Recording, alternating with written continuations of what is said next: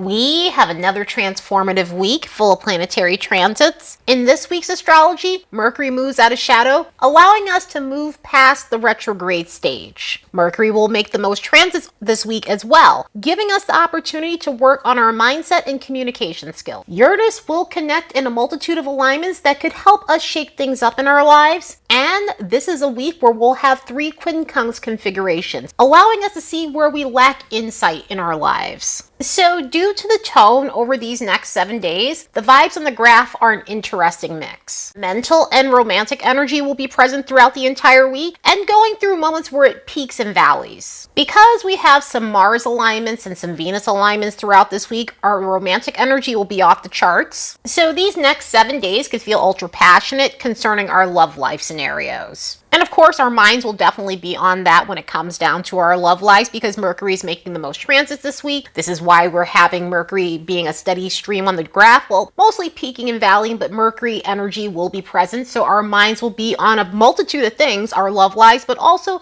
a few things that we need to resolve within our lives. Or getting back on track when it comes down to our thinking abilities, getting back on track when it comes down to our ability to communicate with others. A lot of that will be present throughout these next 7 days. Intersecting those energies is a couple of contradictory energies. Well, actually 2 contradictory energies. Some of the energies are jolly through this week. We have a mixed bag week with mostly harmonious transits, but there is some solitude energy popping up on the graph, and it's going to be intersecting social energy, along with that romantic energy and with the mental energy. Solitude shows back up at the end of the week. Emotional sensitivity will also be present from the 27th to the 30th. So even though we have those jolly vibes and we have this energy about us where we want to be social, there could be moments where we need a little bit of space, and there could be moments where we're feeling extra triggered. Again, this is a mixed bag week, mostly harmonious transits, but there are a few bitey ones that are popping up that could put us in a position where we need to have a little bit of space to ourselves. So yeah, this is definitely a colorful week. Let's look at the next bunch of days and see what we can expect.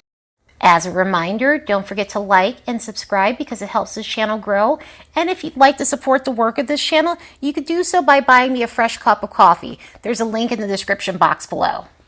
So one of the reasons why we could feel like not spending time with people while simultaneously needing someone's company is the fact that we have 2 contradictory vibes going on as the week begins on Monday. The 25th brings us the Sun making a quincunx with Saturn, but also Mercury making a trine with Jupiter. With the Sun making that quincunx to Saturn, it can show where we have self-imposed limits when it comes down to our confidence, our personality, our self-expression, and where we might be sensitive to feedback from others, or any type of criticism, mostly the constructive criticism, and in some cases a lack of boundaries when it comes down to what others are trying to project onto you. So because this is a quincunx, it shows us where we lack a lot of self-awareness in these situations, and we're unconsciously doing some of these behaviors or responding in specific ways that aren't really helpful for us, where we might be undermining our confidence because we aren't setting proper boundaries, which can manifest in a way where people are telling us who we are or who we ought to be, or again, it could be feedback from others, which that's a slippery slope I always feel when it comes down to feedback. There are certain instances where, yes, sometimes you should take the feedback, and then there are other instances where you need to set a boundary with someone. But either way, this can be showing up in that form. It could also be showing up in a way where we're restricting parts of our personality to seem more favorable to others, rather than being ourselves unapologetically. Also, this can show us where we are looking for validation in all the wrong places, and the importance of creating a solid foundation where we build our own confidence without gaining it from external sources. But even though we have an alignment like that going on that day, we still have this Mercury trine Jupiter situation, which is a retrograde alignment. Mercury's in the final days of its post shadow, so we've already had this alignment twice. We had it on August 9th and then September 4th. And so this alignment, even though it's a retrograde alignment, it is a very jolly alignment. It's one of those alignments that helps us connect with our higher perspectives.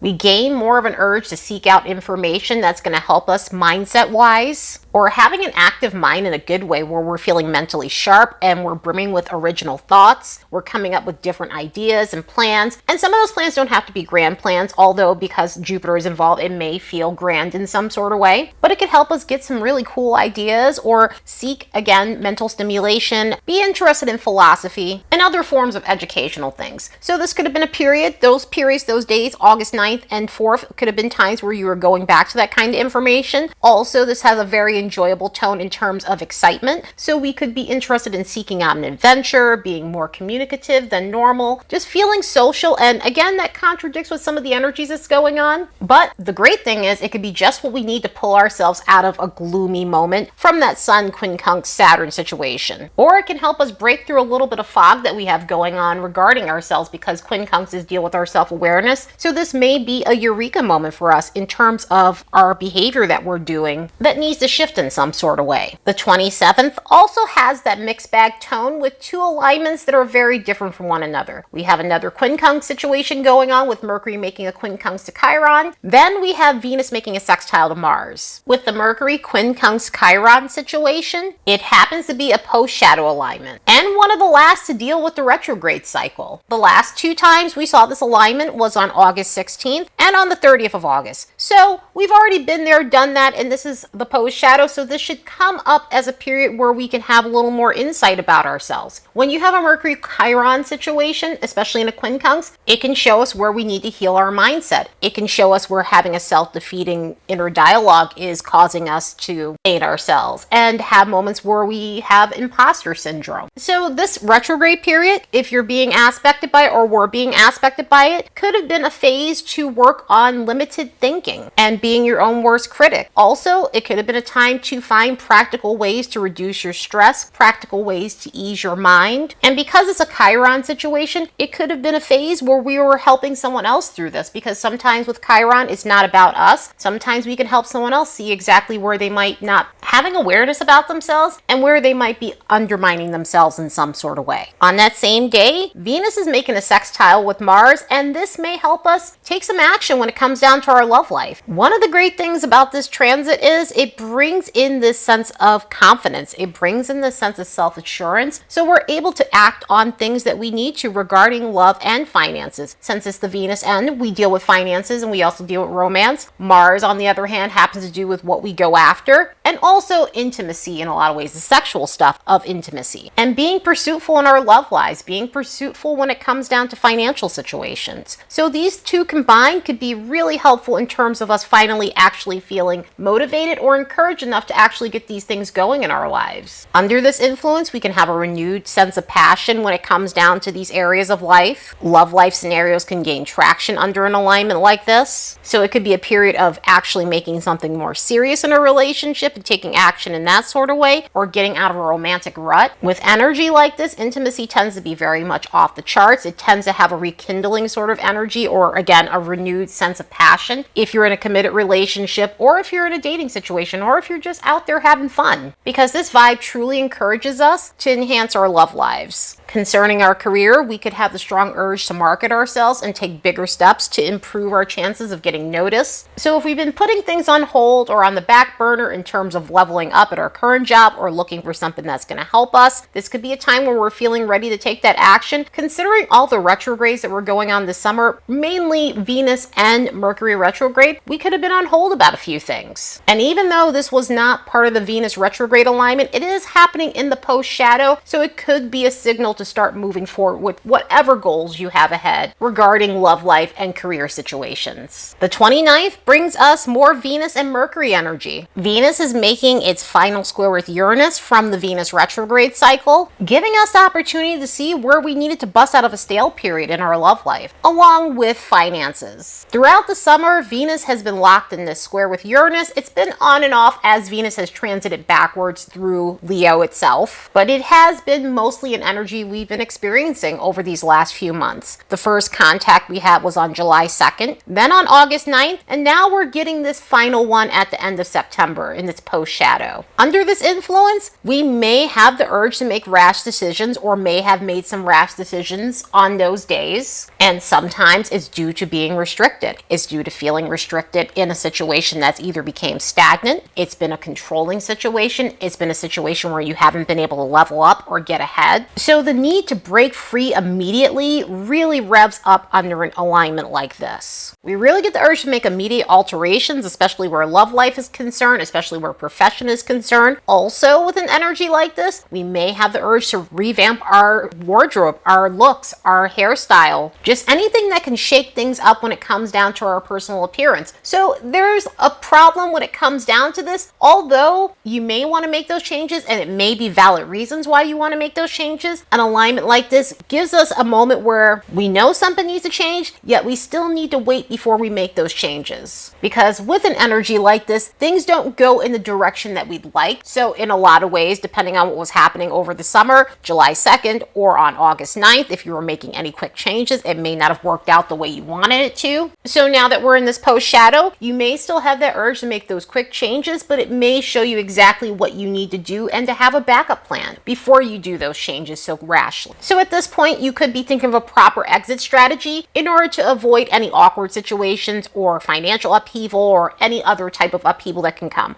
I know that sometimes people don't have the luxury to do that, and sometimes you just need to act regardless of what's going to happen. At the same time, I always suggest make sure you have a good backup plan, especially when you see stuff with Uranus going on, before you make an immediate break to something, so that way you have some sort of security and a foundation for yourself. So yeah, this is very intense energy. But on that same day, Mercury's going out of shadow, and it's going to make a ton of easy alignments, which may be really helpful for mentally planning something out and give you a moment where you can sit there and think about a proper strategy that's going to only benefit you in these situations. But yeah, we're done with the Mercury retrograde. It is over. We are out of the shadow, and so we don't have another retrograde until December. So that should get us on the right track in terms of what we need to do thinking wise and strategy wise. And so here's what the cool thing is. Mercury is making harmonious alignments to Uranus and Venus. So this is why I'm saying, although we have that Venus-Uranus square, it may be a day where you're feeling as though you have the right thought process, so you aren't doing something impulsive. So energies like this connecting to that can help us think outside the box and also communicate in a way that's easy. And by that, we're able to get an even exchange with people. People tend to be more fair when we have a Mercury-Venus sextile. And with that trine to Uranus, we can have strokes of genius or those aha moments that we need in order to move past certain situations. It is making a semi-sextile with Mars on that day too, which is also part of the post shadow, as we are at the end of the post shadow on the 29th. The last time it connected with Mars like this was on the 11th, so it can bring up communication issues from that time period. Sometimes those communication issues might have been situations that got out of hand or got temperamental, or it could have been times where we needed to use our voice and stand up for ourselves so that way others aren't throwing their weight around and walking all over us.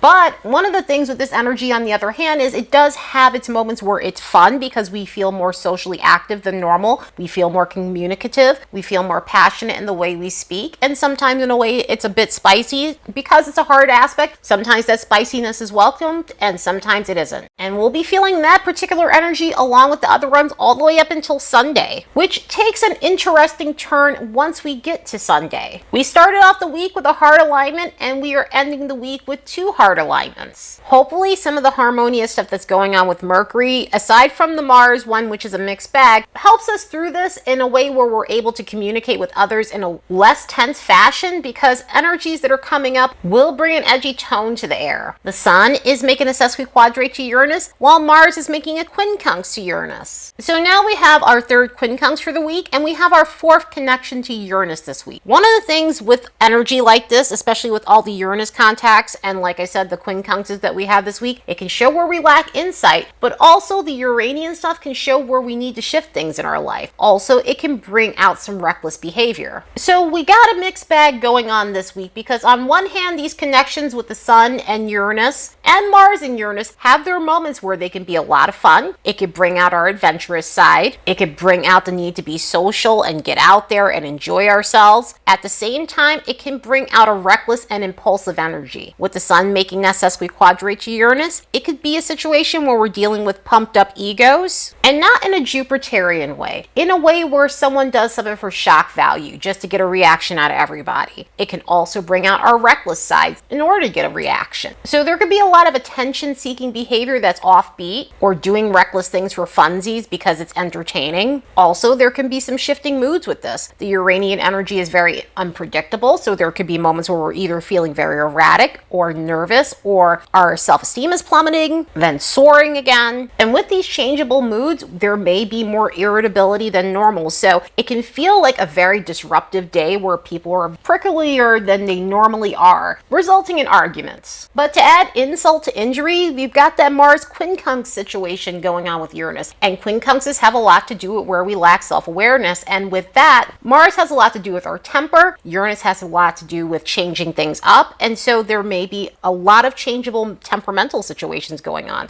There could be a lot of exacerbated irritation going on with Sunday's energies, leading to a very argumentative tone. And for this reason, people might be feistier than normal and not have awareness of their temper or their attitude or even impulsivity or carelessness. All this Uranian energy with Mars and the Sun in a very unconstructive alignment can rev up situations where people are acting carelessly. There might be moments where there's a low tolerance for slow-moving people or a lack of patience, again leading into rushing in or having an attitude about something. So my advice is have fun, try to take your time, do not rush into anything. If someone is looking for a fight, let them fight with themselves. If you have the luxury to walk away, please walk away. I know that some people live in situations where that's not as easy. If you can go to your car for a little bit and let them cool off or you cool off, sometimes that's the best thing, or take a walk or whatever the case may be. Again, I know that that's not always possible for everyone. And if you can, try to channel this energy in the most constructive way possible. A lot of the times with these energies, we just need to burn off all of that extra energy. And sometimes that could be about cleaning your house or working out or just doing something that helps you burn off all that high octane energy that might be coursing through your veins. So yeah, we are ending September with a bang and opening up October with a bit of wild energy. And next week will be no different because we'll have 5 quincunxes next week and a bunch of other interesting things going on. So yeah, enjoy yourselves, and I hope you all have the best week ever later, and see you in the next episode.